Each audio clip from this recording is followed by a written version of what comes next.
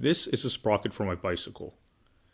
It threads onto the hub of the rear wheel and uses this little lock ring to keep it in place.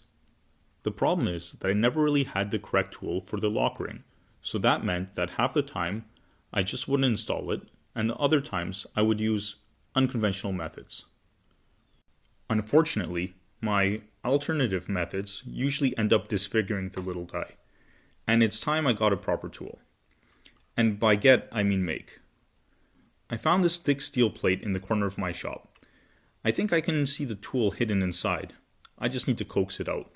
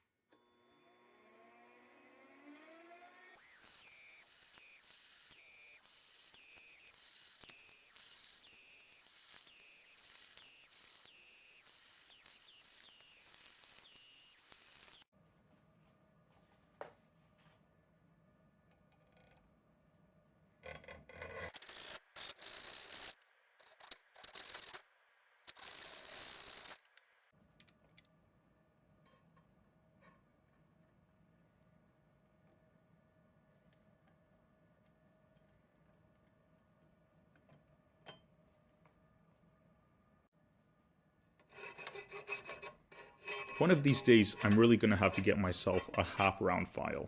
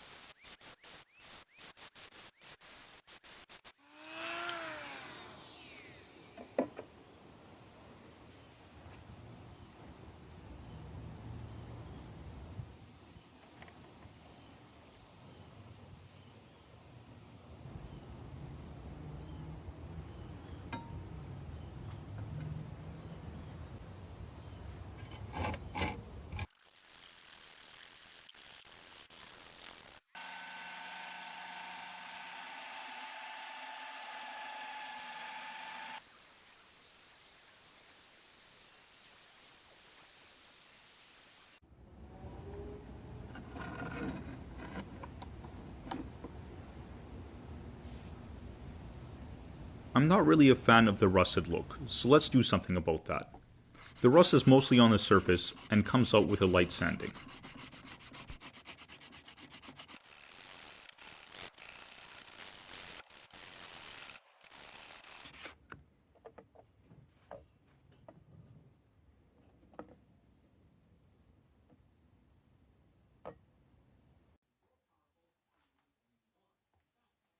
Rather than paint, I decided to nickel plate the tool. It's actually quite simple to do and gives you a more robust finish than paint.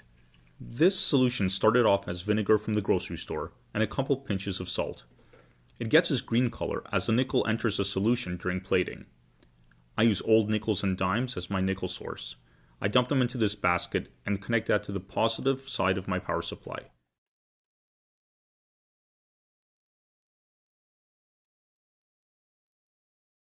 And then I connect the part to be plated to the negative side.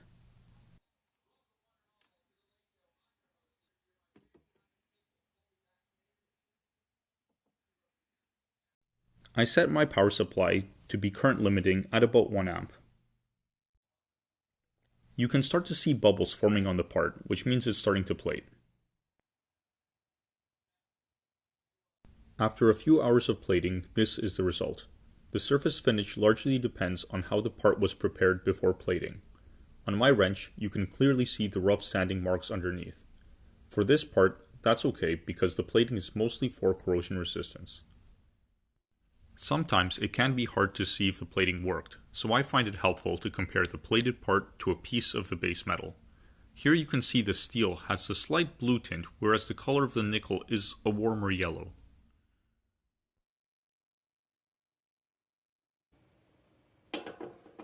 And now to see how the wrench works.